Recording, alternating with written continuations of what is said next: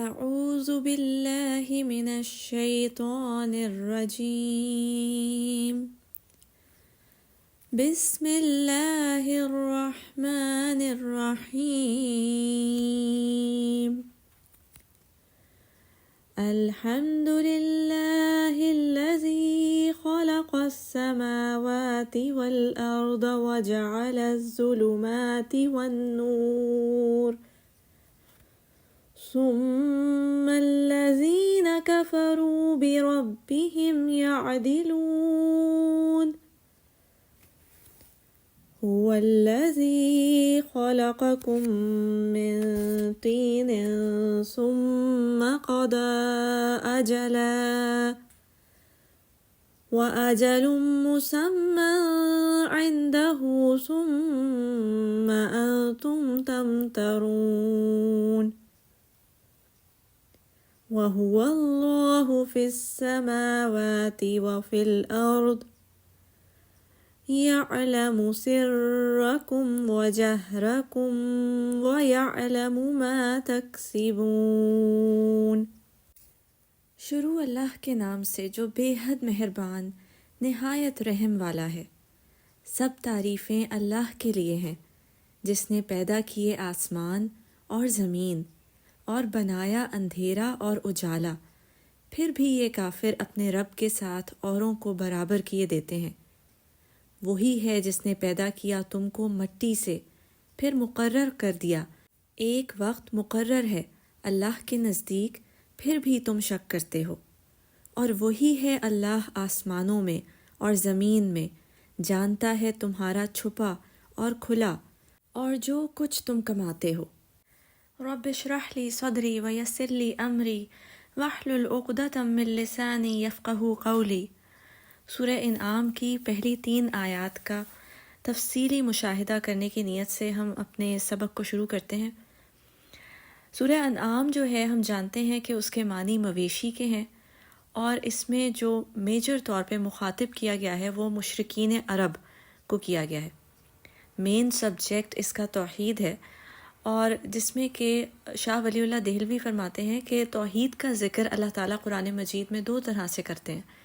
ایک تذکیر بے آلاء اللہ، یعنی کہ اللہ تعالیٰ اپنی تمام اعلیٰ صفات کا، اپنے مظاہر، اپنے مناظر کا، اپنے جواہر کا تذکرہ کر کے انسانیت کو اپنی توحید کی طرف، کہ اللہ تعالیٰ ایک ہے، صرف وہی عبادت کے قابل ہے، اپنی طرف راغب کرتے ہیں۔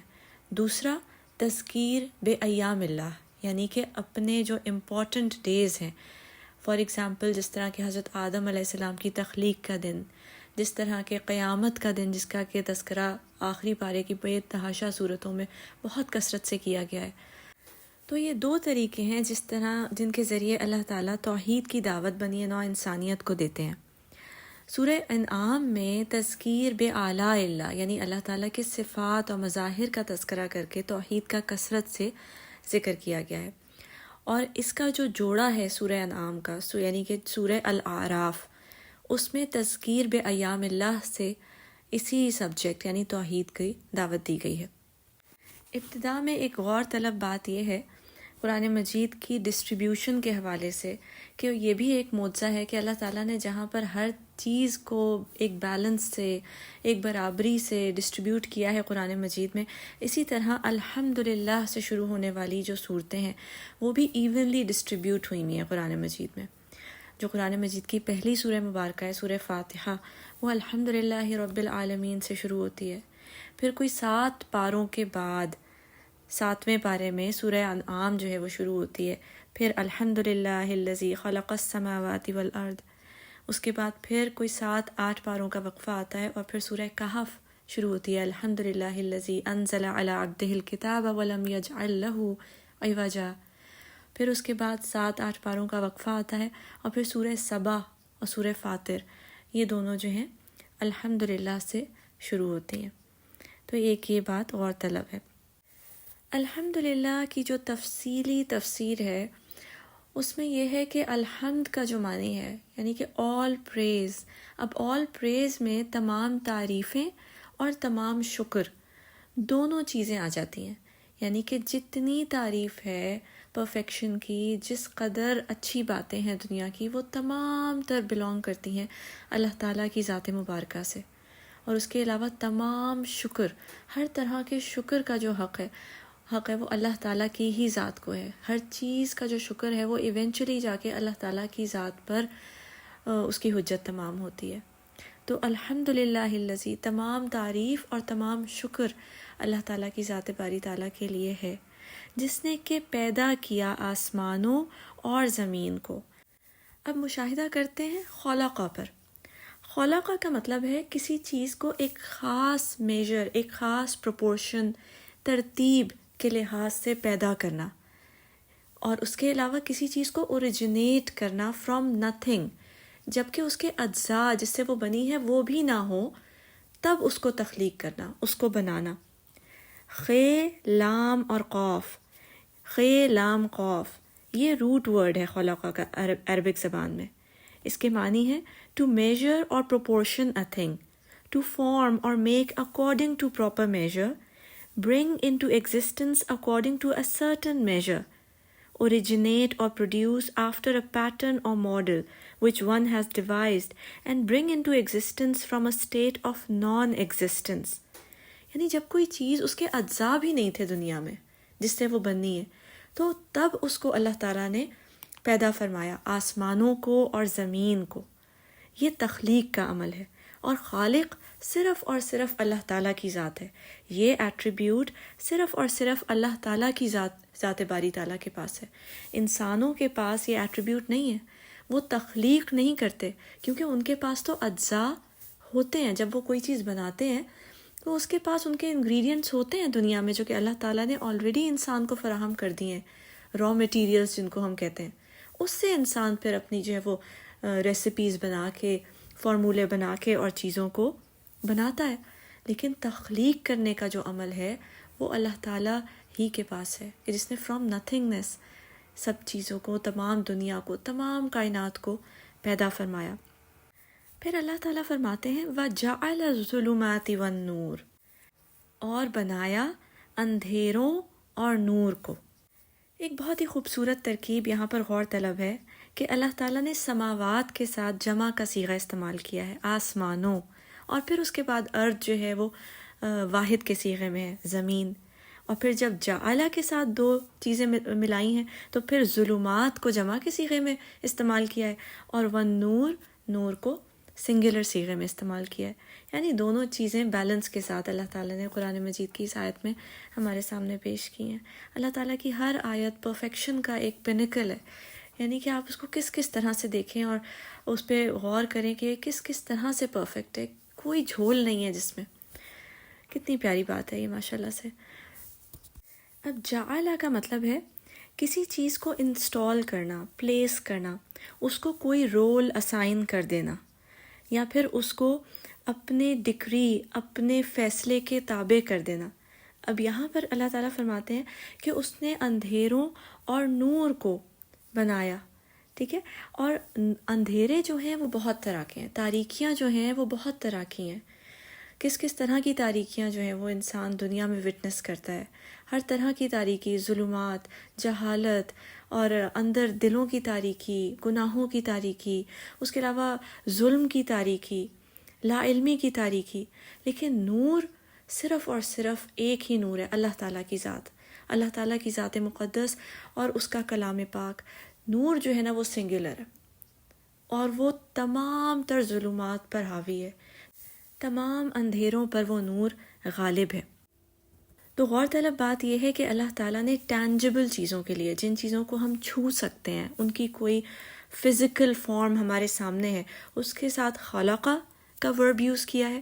لیکن جو انٹینجبل چیزیں ہیں، جن کی کہ کوئی فگر ہمارے سامنے، ہماری عقل جو ہے وہ اس کو نہیں گراسپ کر سکتی، یعنی کہ اندھیرے اور روشنی، تو اس کے لیے ورب جو یوز کیا اللہ تعالیٰ نے وہ جعلہ کا یوز کیا ہے. ثم الذین کفروا بربہم یعدلون، اور پھر وہ لوگ ہیں جو کافر ہیں، جو کہ اوروں کے ساتھ اپنے رب کو برابر کیے دیتے ہیں.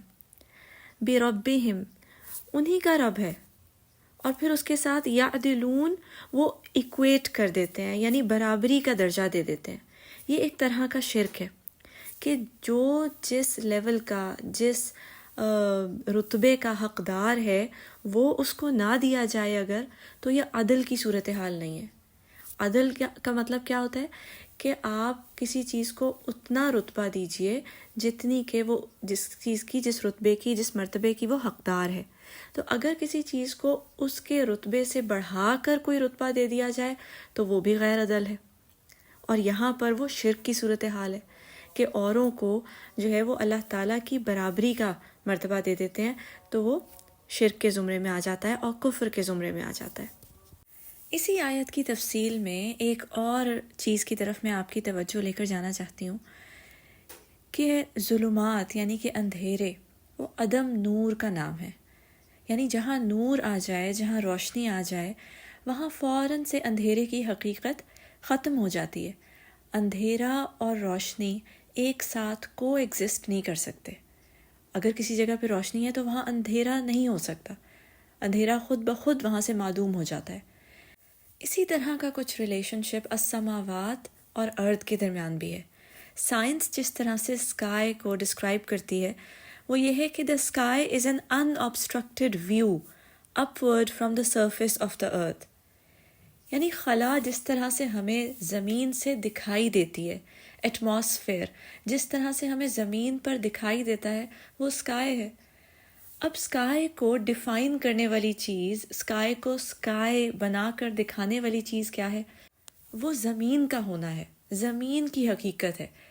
اگر زمین نہ ہو تو سب کچھ ہی اسکائی ہے، اور جہاں زمین آ جائے تو زمین سے لے کے جہاں تک انسان کی نگاہ پہنچتی ہے وہ سب اسکائی ہے۔ ایسا ہی کچھ ریلیشن اندھیروں اور روشنی کے درمیان بھی ہے۔ آیت نمبر 2، وہی ہے جس نے پیدا کیا تم کو مٹی سے، هو الذی خلقکم۔ یہاں پر اللہ تعالیٰ اپنے تخلیق کرنے کی پاور کو، اپنے خالق ہونے کی ایٹریبیوٹ کو جب اس کی وضاحت کرتے ہیں تو سب سے پہلے کہتے ہیں کہ تمہیں پیدا کیا، یعنی یہ کہ اس کی تخلیق کا جو پینیکل ہے وہ انسان ہے۔ انسان اس کی اشرف المخلوقات ہے، اس کی سب سے سپیریئر مخلوق ہے۔ تو اللہ تعالیٰ نے تمہیں پیدا کیا من تین، اب تین جو ہے اس نے اس کا انگریڈینٹ بھی بتا دیا، یعنی خالق تو وہ ہے تمہارا، تمہیں پیدا کیا اللہ تعالیٰ نے۔ اب کس انگریڈینٹ سے پیدا کیا؟ تین سے۔ تین کہتے ہیں موئسٹ مٹی کو، یعنی گیلی مٹی، ایسی مٹی جس میں پانی شامل ہو، یا پھر کبھی وہ پانی اس میں شامل کیا گیا ہو اور بعد میں بے شک وہ ڈرائی اپ بھی ہو جائے، خشک ہو جائے، پھر بھی وہ تین ہی کہلاتی ہے۔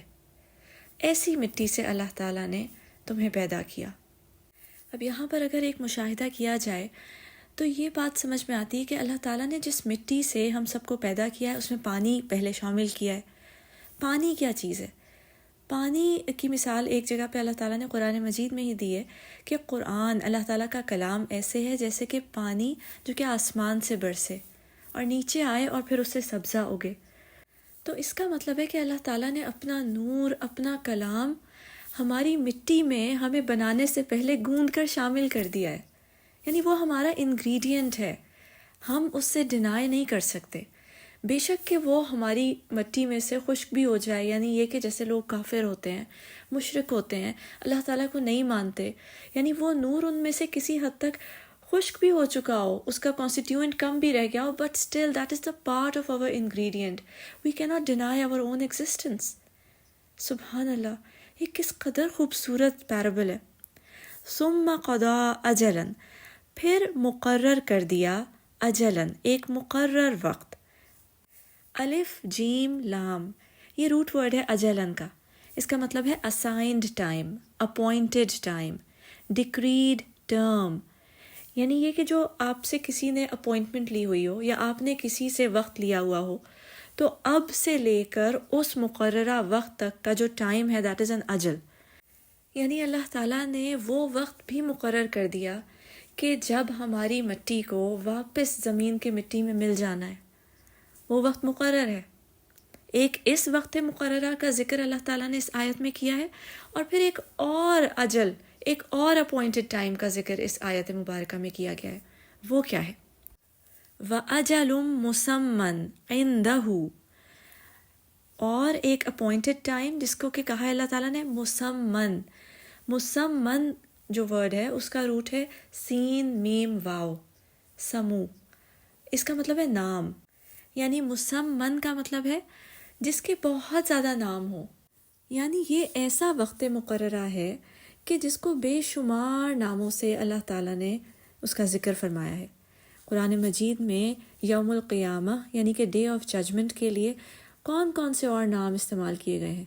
یوم الدین، یوم الحق، یوم الحساب، یوم الخروج، یوم الخلود، یوم التغابن، یوم القیامہ، یوم الحسرہ، القارعہ، یوم الفصل، یوم التلاقی، یوم الآخر، الساعہ. یعنی ڈے آف ججمنٹ جو ہے وہ اجل مسمن ہے. پھر اللہ تعالیٰ کہتے ہیں وَأَجَلٌ مُّسَمًّى عِندَهُ. عِندَهُ وہ اسی کے پاس ہے. اس کی نالج، اس کا ٹائم وہ صرف اور صرف اللہ تعالیٰ جانتے ہیں اور اس کی کوئی مخلوق نہیں جانتی. ثُمَّ أَنْتُمْ تَمْتَرُونَ اور پھر بھی تم شک کرتے ہو. یعنی کتنی عجیب بات ہے کہ اس دن کو اتنے ناموں سے، بے شمار ناموں سے میں نے اس کا تذکرہ کیا. بارہا تمہیں اس کا ریمائنڈر دیتا رہا ہوں میں. بار بار قیامت کے دن کا ذکر قرآن مجید میں آتا ہے. اور اس کی دلیل کے طور پہ موت بھی تم پر سب پہ واقع ہوتی ہے. اس سے بھی چھٹکارا نہیں ہے. انسان جتنی کوشش کر لے، جتنی ترقی کر لے، پھر بھی موت جس قدر بڑی حقیقت ہے، برحق ہے، تو وہ اسی چیز کی دلیل ہے کہ ڈے آف ججمنٹ جس کو کہ بار بار میں نے اس کا ذکر کیا ہے، تو وہ بھی آنی ہے، وہ بھی آنا ہے. اس سے بڑی حقیقت کوئی نہیں ہے. یعنی یہ کہ وہ اتنا بڑا فیکٹ ہے کہ جس کے بارے میں reminder multiple times in multiple names دیا گیا ہے، پھر بھی تم شک کرتے ہو. شک کے لیے قرآن مجید میں 4 ورڈز ہیں جو کہ استعمال ہوئے ہیں، جس میں کہ مریج ہے، ریب ہے، اور اس میں سے ایک ہے مریہ، یعنی جس سے کہ تمترون بنا ہے، میم رے یہ. اس کا مطلب یہ ہوتا ہے کسی ایسی چیز کے بارے میں شک کرنا جو کہ انڈسپیوٹڈ ہو. یعنی اس میں تو کسی قسم کا آرگیومنٹ کی گنجائش ہی نہ ہو. اس قدر بڑی حقیقت، اس قدر بڑی ریالٹی ہو، اتنی کلیئر اور ایویڈنٹ ریالٹی ہو کہ اس کے اوپر شک کرنا ایسے ہو جیسے کہ آپ دن کو رات کہہ رہے ہو. اور پھر بھی انسان اپنی بیوقوفی میں اتنی بڑی حقیقت پر بھی شک کرتا ہے. آیت نمبر 3 وَهُوَ اللَّهُ فِي السَّمَاوَاتِ وَفِي الْأَرْضِ يَعْلَمُ سِرَّكُمْ وَجَهْرَكُمْ وَيَعْلَمُ مَا تَكْسِبُونَ. اور وہی ہے اللہ آسمانوں میں اور زمین میں، جانتا ہے تمہارا چھپا اور کھلا، اور جانتا ہے جو کچھ تم کرتے ہو. اور پھر اللہ تعالیٰ آیت نمبر 1 کی ترکیب پر ہی السماوات وفی الارض، آسمانوں اور زمین میں جو کچھ ہے وہ اللہ تعالیٰ ہی تو ہے. اور وہ جانتا ہے سرکم و جہرکم، جو کچھ تم چھپاتے ہو، یعنی کہ ظلمات، ٹھیک ہے، جو کچھ تم چھپا لیتے ہو. اب دیکھو ظلمات جو ہے وہ اندھیرا ہے، یعنی کہ اندھیرے میں رکھتے ہو اس چیز کو جو تم سمجھتے ہو کہ وہ چھپ گئی ہے اللہ تعالیٰ سے، لیکن وہ پھر بھی اسے جانتا ہے. وجہرکم، جیسے کہ نور، جیسے کہ روشنی، جیسے کہ ایکسپوز تھنگ. اور اسی ترکیب پر پھر سرکم وجہرکم، کہ جو کچھ تم چھپاتے ہو اور جو کچھ تم ظاہر کرتے ہو، وہ سب کچھ، اس سب چیز سے وہ واقف ہے. اللہ تعالیٰ سب چیز سے واقف ہے. وَيَعْلَمُ مَا تَكْسِبُونَ، اور جو کچھ تم کماتے ہو، یعنی کہ ڈے آف ججمنٹ کے لیے جو کچھ تم کما لیتے ہو اس سے بھی اللہ تعالیٰ واقف ہے. یعنی میکرو افیئرز، زمین اور آسمان اور بڑی بڑی چیزوں، سب میں اللہ تعالیٰ ہے. اور پھر مائکرو افیئرز، تمہارے دلوں میں جو کچھ چھپا ہوا ہے اس کی اتاہ گہرائیوں میں، اور جو کچھ تم ظاہر کرتے ہو، اور جو کچھ تم کماتے ہو جس کا حساب کتاب یوم القیامہ میں تمہارے ساتھ ہوگا. اللہ تعالیٰ ان سب معاملات سے باخبر ہے. وہ علیم بھی ہے، وہ خبیر بھی ہے، وہ سب کچھ جاننے والا ہے. وآخر دعوانا ان الحمد للہ رب العالمین. صدق اللہ العظیم.